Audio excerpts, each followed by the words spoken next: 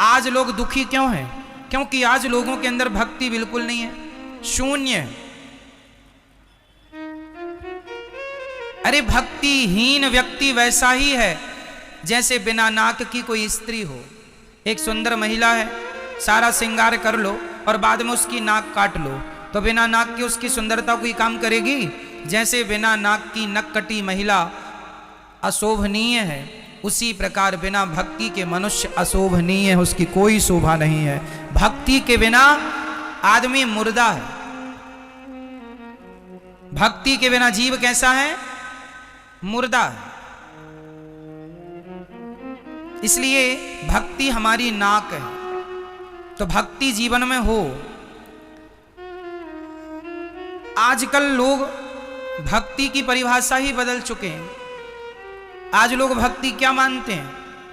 2 अगरबत्ती जला देते हैं, उन्हें लगता है पूजा हो गई, यही भक्ति है।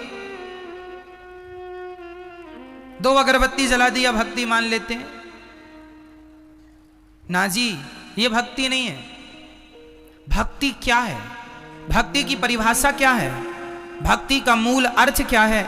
ये जरा समझने की बात है। किसे कहते हैं भक्ति?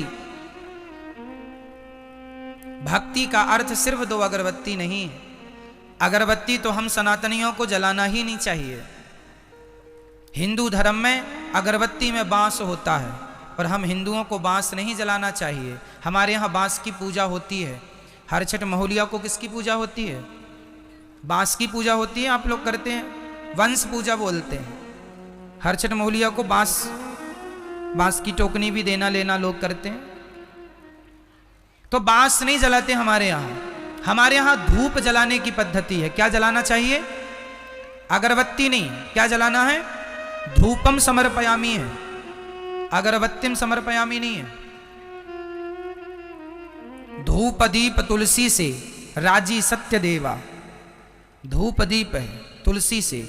यहां अगरबत्ती नहीं है। अगरबत्ती तो लोगों ने अपनी सुविधा के अनुसार जलानी शुरू कर दी, क्योंकि पहले जमाने में धूप ऐसी आती थी कि उसको हाथ से जरा मसलना पड़ता था, तो लोगों के हाथ गंदे होते थे। तो अब तो सूखी धूप भी आ गई है। अगरबत्ती नहीं जलाना चाहिए। लेकिन आजकल लोग अगरबत्ती जला के लोगों को लगता है हम पुजारी, बहुत बड़े भक्त हैं हम भगवान के। हमारी माताएं 1 लोटा जल चढ़ाती हैं माता जी को, उनको लगता हम बहुत बड़ी भक्त हैं। नवरात्रि चल रही है, माताओं का हाथ पूज पाए तो पूज पाए, माता जी तक नहीं तो शेर के मुंह में मिठाई चिपका देती हैं। माता जी के मुंह तक हाथ पहुंचता नहीं है, नहीं माता जी के मुंह को ही बिगाड़ दे पूरा मिठाई चिपका चिपका के। माताओं को लगता मिठाई चिपका देंगी तो मां खा लेंगी। शंकर जी के मंदिर में नंदी जी के मुंह में चिपकी रहती है मिठाई, माता चिपका देती हैं।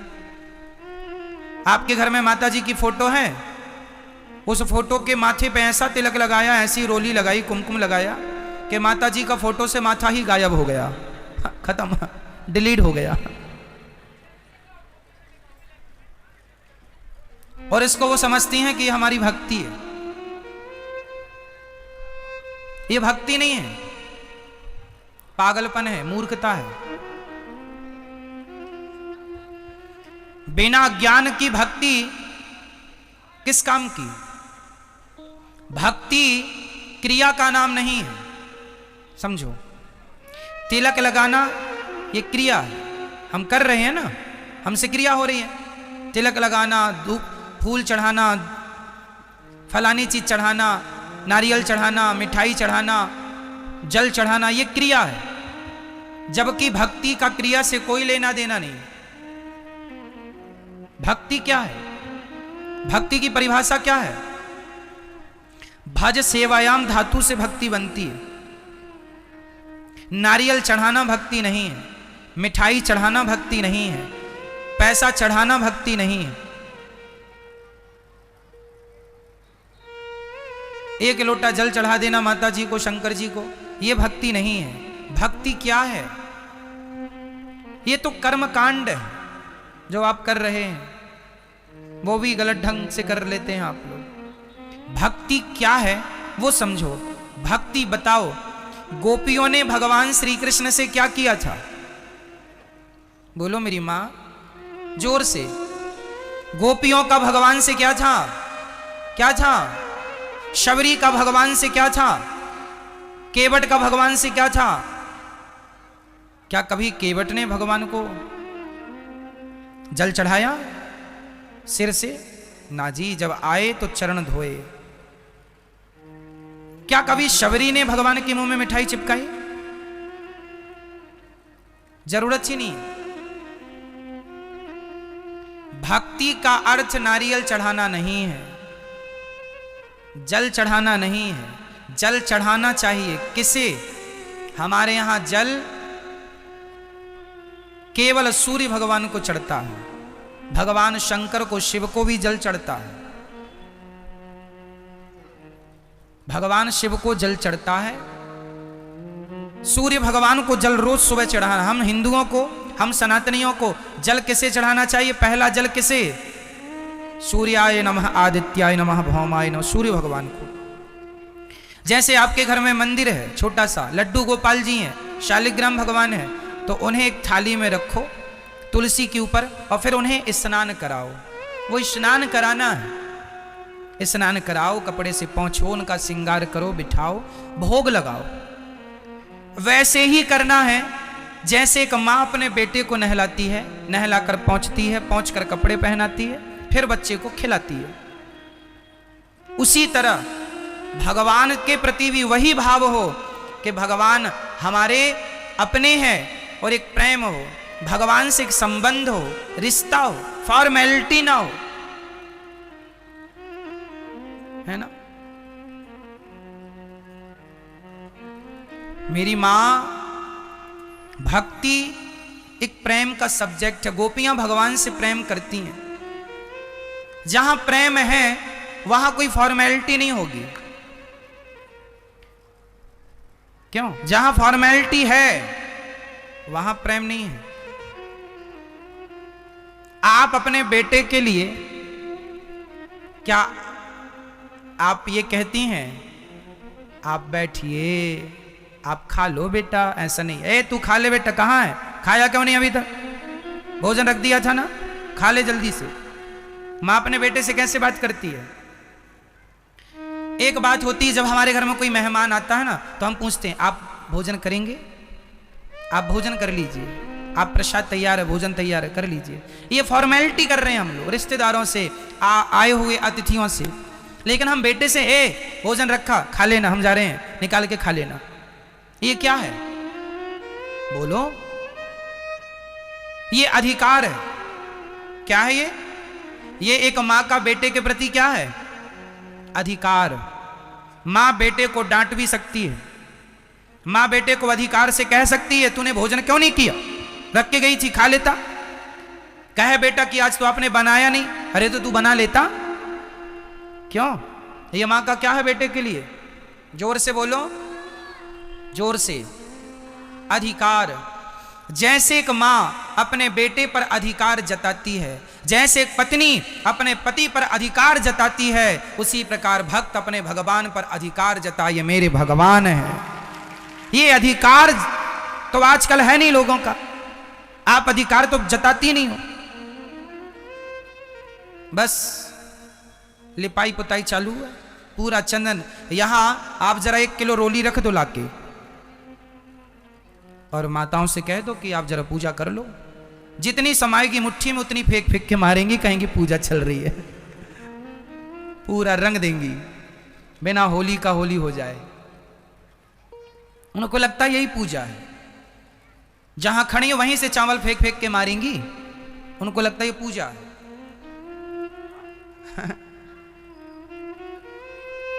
ये सब फॉर्मेलिटी, इसकी कोई जरूरत नहीं है, इसकी कोई जरूरत।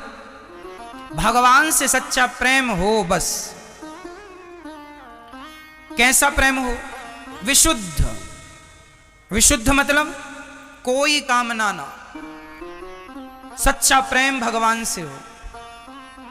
आजकल तो हमारी माता 16 सोमवार व्रत रखती हैं, 17वीं सोमवार हिसाब करने पहुंच जाती हैं। हाँ भोलेनाथ जी 16 सोमवार हो गए हैं, बहू के बेटा ही हो, 16 सोमवार का ये फल दो हमें, है ना। माताओं, केवल माताएं नहीं, पुरुष भी इसमें सम्मिलित हैं। ये भक्ति नहीं है। आज लोगों ने भक्ति की परिभाषा ही बदल दी है। आज लोग भक्ति को अपने स्वार्थ से जोड़कर देखते हैं। यदि आदमी का स्वार्थ सिद्ध हो जाता है तो लोग कहते हैं भगवान अच्छे हैं, यदि स्वार्थ सिद्ध नहीं होता तो लोग भगवान को भी गालियां देने लग जाते हैं। अरे भगवान तो झूठे हैं, हम तो भगवान को नहीं पूजते, ऐसा लोग कहते हैं। हम तो नहीं मानते, भगवान ने हमें क्या दिया। कुछ देंगे तब तक भगवान को मानेंगे, कुछ नहीं देंगे तो भगवान की कोई वैल्यू नहीं करते लोग।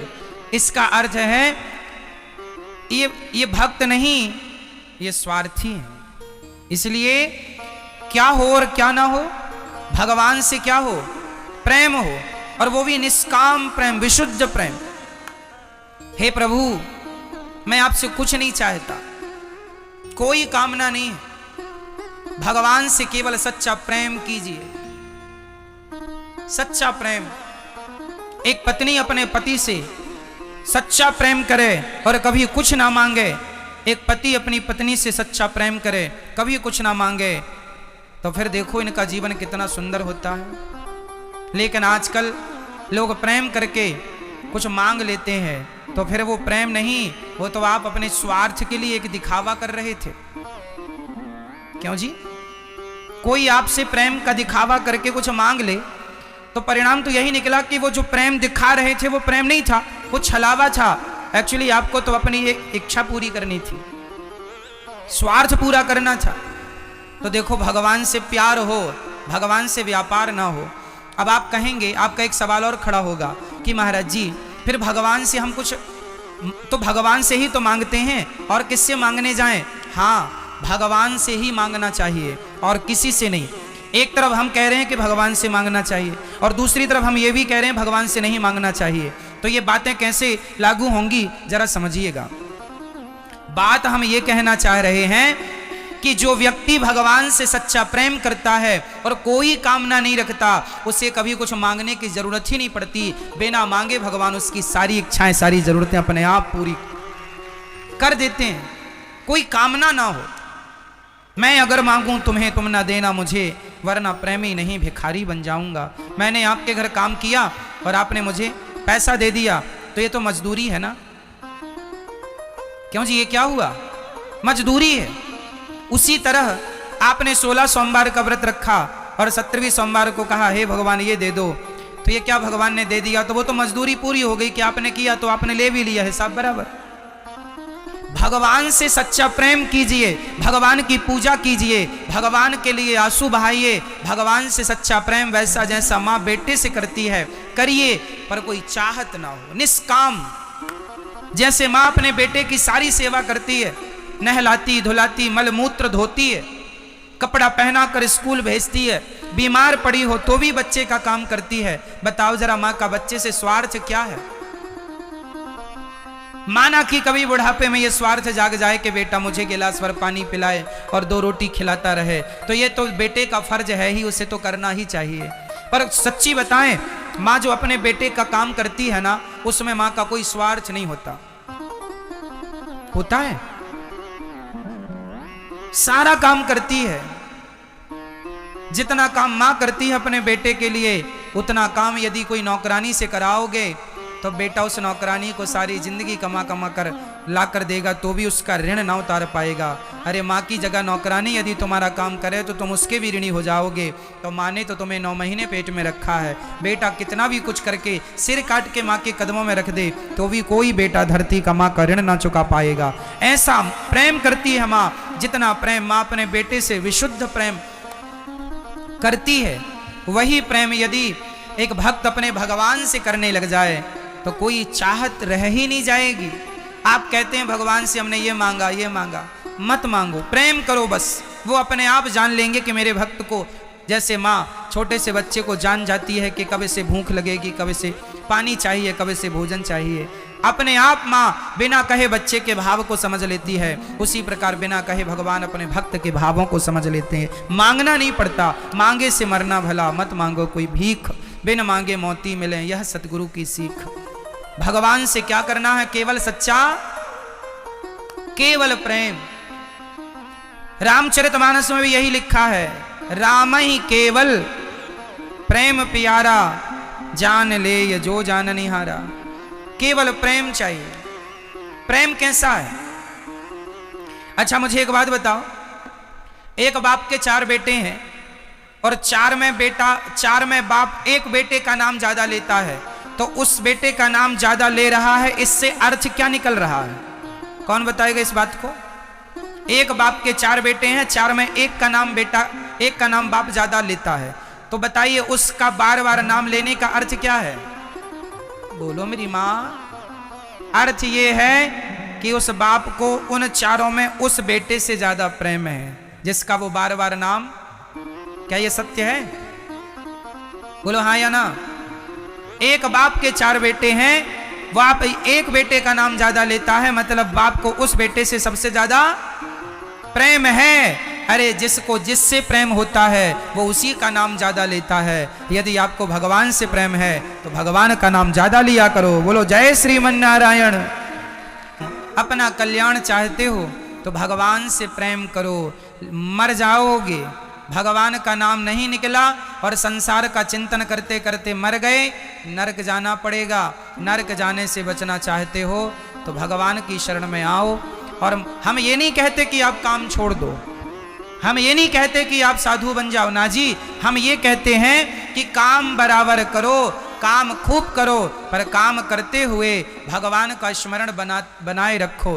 किसान हो, खेती करते हो तो खेती करते रहो और श्रीमन्नारायण श्रीमन्नारायण श्रीमन्नारायण का जाप करते रहो।